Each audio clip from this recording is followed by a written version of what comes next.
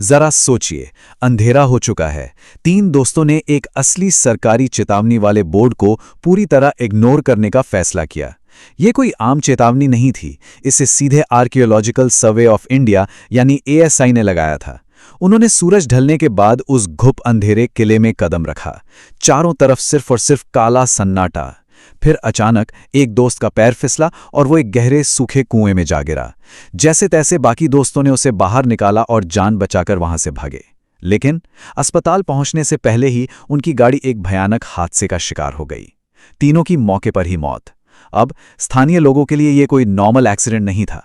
उनका मानना था कि ये उस किले का श्राप है जिसने नियम तोड़ने वालों से उनकी जान की कीमत वसूल ली है। तो चलिए इस रहस्य की गहराई में चलते हैं। आज हम भारत की सबसे डरावनी मानी जाने वाली जगह भानगढ़ किले की सच्चाई खंगालेंगे। हम 16वीं सदी के इस खंडहर हो चुके शहर से जुड़े उन खौफनाक मिथकों को उठाएंगे और उन्हें विज्ञान और इतिहास की कसौटी पर कसेंगे। ये सिर्फ भूतों की कहानी नहीं है, बल्कि इस विश्लेषण में विज्ञान, मनोविज्ञान और इतिहास का एक बहुत ही शानदार मिश्रण देखने को मिलेगा। तो आज का हमारा एजेंडा एकदम स्पष्ट है। 1. गेट पर चेतावनी। 2. शापित शहर की कहानियां। 3. भूतों के पीछे का विज्ञान। 4. भानगढ़ के पतन का असली कारण। और 5. डर का मनोविज्ञान। हम इन्हीं बिंदुओं से होते हुए पूरी सच्चाई तक पहुंचेंगे। भाग 1, गेट पर चेतावनी, अंधेरे में छिपे मिथक। आज अगर भानगढ़ को देखा जाए ना, तो ये 9000 बिना छत वाले घरों का एक बहुत ही विशाल और सुनसान खंडहर है। दीवारें बिल्कुल मजबूत खड़ी हैं, लेकिन छत एक भी घर पर नहीं है। और जैसे ही रात का अंधेरा छाता है, इस सुनसान जगह से महिलाओं के रोने और चूड़ियां टूटने की खौफनाक आवाजें आने की अफवाहें फैलने लगती है। मतलब माहौल ऐसा है कि किसी के भी रोंगटे खड़े हो जाएं। भाग 2, शापित शहर की कहानियां, 2 जानलेवा श्राप। अब सवाल उठता है कि 1573 में बसाया गया इतना बड़ा और आबाद शहर अचानक एक बंजर खंडहर कैसे बन गया? इस तबाही को समझाने के लिए स्थानीय लोग मुख्य रूप से 2 बहुत ही ड्रामेटिक कहानियों पर भरोसा करते हैं। देखिए, यहां 2 बिल्कुल अलग अलग मिथक मशहूर हैं। एक तरफ है बाबा बालूनाथ का श्राप। उन्होंने एक शर्त रखी थी कि किले की किसी भी इमारत की परछाई उनके घर पर नहीं पड़नी चाहिए। लेकिन जब एक 7 मंजिला महल बना और उसकी परछाई पड़ी, तो पूरा शहर तबाह हो गया। वहीं दूसरी तरफ तांत्रिक सिंघिया की कहानी है, जिसने राजकुमारी रत्नावती को पाने के लिए एक इत्र की शीशी पर काला जादू किया। राजकुमारी ने वो शीशी एक पत्थर पर फेंक दी, पत्थर लुढ़का और तांत्रिक को कुचल दिया। मरते मरते उसने पूरे भानगढ़ को बर्बादी का श्राप दे दिया। ये सब सुनने में एकदम किसी हॉरर फिल्म की स्क्रिप्ट लगता है ना? लेकिन जरा रुकिए। इस खौफनाक माहौल से एक कदम बाहर निकालकर एक बहुत ही बुनियादी सा ऐतिहासिक सवाल पूछते हैं। क्या काले जादू वाला वो तांत्रिक और वो खूबसूरत राजकुमारी रत्नावती सच में इस दुनिया में कभी मौजूद भी थे? और यहीं पर आता है कहानी का सबसे बड़ा ट्विस्ट। सच तो ये है कि इन किरदारों का कोई प्रमाणित ऐतिहासिक रिकॉर्ड मौजूद ही नहीं है। जी हाँ, बिल्कुल सही सुना। ना कोई शिलालेख, ना ही उस वक्त का कोई ऐसा दस्तावेज जो ये साबित कर सके कि राजकुमारी, तांत्रिक या बाबा बालूनाथ सच में कभी थे। ये पूरी की पूरी डरावनी कहानी सिर्फ और सिर्फ कल्पना और लोक कथाओं पर टिकी है। भाग 3, भूतों के पीछे का विज्ञान, सुपरनैचुरल का सच। अब सोचने वाली बात यह है कि अगर वो आत्माएं सच में नहीं हैं, तो फिर जो लोग वहां जाते हैं, उन्हें इतनी घबराहट क्यों महसूस होती है? वो परछाइयां देखने का दावा क्यों करते हैं? इसका जवाब किसी भूत में नहीं, बल्कि इंफ्रासाउंड में छिपा है। 1980 के दशक में इंजीनियर विक टैंडी ने इसे खोजा था। ये 20 हर्ट्ज से कम की वो ध्वनि तरंगे हैं जिन्हें हमारे कान सुन तो नहीं सकते, लेकिन हमारा शरीर महसूस जरूर कर सकता है। जब हवा भानगढ़ के पुराने खंडहरों से गुजरती है या वहां होने वाली मामूली भूकंपीय हलचल होती है, तो प्राकृतिक रूप से यही इंफ्रासाउंड पैदा होती है। और इसी कंपन से शरीर में घबराहट, चक्कर और ये भ्रम पैदा होता है कि आसपास कोई मौजूद है।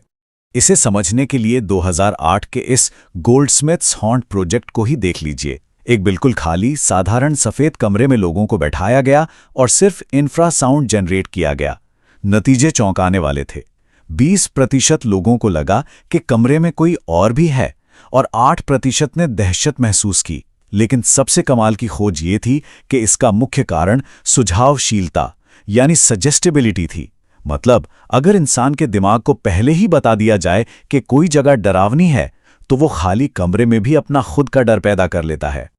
और इस डर में एक और चीज जुड़ती है जिसे कहते हैं पेरिडोलिया।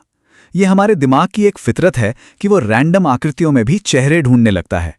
जैसे 1976 में लोगों को मंगल ग्रह पर भी एक चेहरा दिख गया था, जो असल में सिर्फ पहाड़ और परछाइयां थी। भानगढ़ के टूटे हुए खंभों और अंधेरे कोनों में भी बिल्कुल यही होता है। डरावा दिमाग खुद ब खुद परछाइयों में भूत और इंसानी आकृतियां बना लेता है। अच्छा, तो फिर उन चीखों और रोने की आवाज़ों का क्या? सच ये है कि भानगढ़ से महज 50 किलोमीटर दूर सरिस्का टाइगर रिजर्व है। रात के समय वहां लक्कड़बग्घे, तेंदुए और बंदर घूमते हैं। और आपको जानकर हैरानी होगी कि लक्कड़बग्घों की आवाज़ बिल्कुल किसी दूर से रोती हुई महिला जैसी लगती है। तो एएसआई ने जो चेतावनी लगाई है ना, वो भूतों से नहीं बल्कि इन्हीं जंगली जानवरों के असली खतरे से बचाने के लिए लगाई है। भाग 4, भानगढ़ के पतन का असली कारण, जादू नहीं इतिहास। अब जब हमने काले जादू को विज्ञान के नजरिए से पूरी तरह खारिज कर दिया है, तो सवाल वही का वही है।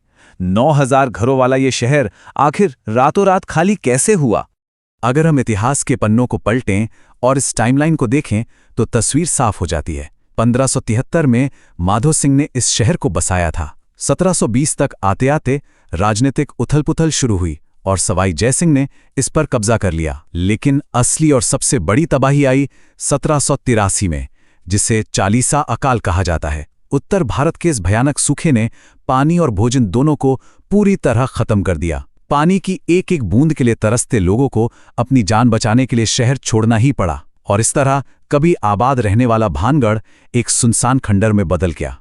भाग 5, डर का मनोविज्ञान। हमें कहानियां क्यों पसंद हैं? अब सोचने वाली बात यह है कि अकाल की इस कड़वी सच्चाई के बावजूद 1783 के बाद से वो अलौकिक कहानियां आज तक जिंदा कैसे हैं? इंसान इतिहास से ज्यादा जादू को क्यों चुनता है? असल में हमारे मानव मस्तिष्क को ना विलन वाली कहानियां बहुत पसंद आती हैं। अकाल पड़ा और लोग चले गए, इसमें कोई ड्रामा नहीं है, लेकिन तांत्रिक ने श्राप दिया और शहर तबाह हो गया। ये सुनने में ज्यादा संतोषजनक लगता है क्योंकि इसमें एक स्पष्ट विलन है। फिर बात करें आज की, तो स्थानीय पर्यटन भी इसी भूतिया टैग पर टिका है, जिससे वहां की अर्थव्यवस्था चलती है। और रही सही कसर, सोशल मीडिया के एल्गोरिथम पूरी कर देते हैं, जिन्हें इस तरह के सुपरनैचुरल दावों को बढ़ावा देकर रातों रात वायरल करना बहुत पसंद है। महान वैज्ञानिक मैरी क्यूरी का एक बहुत ही मशहूर कोट है, जीवन में किसी भी चीज से डरने की जरूरत नहीं है, उसे केवल समझने की जरूरत है। अब समय है अधिक समझने का, ताकि हम कम डरें। भानगढ़ के रहस्य पर ये शब्द बिल्कुल सटीक बैठते हैं। जब हम इंफ्रासाउंड, पारिडोलिया और 1783 के भयानक अकाल जैसे तथ्यों को समझ लेते हैं, तो वो सारा डर छूमंतर हो जाता है। तो अब सोचने वाली बात यह है, क्या हम सुनी सुनाई डरावनी कहानियों के अंधेरे में ही खोए रहेंगे, या फिर विज्ञान और इतिहास की रोशनी से सच को समझकर अपने डर को खत्म करेंगे?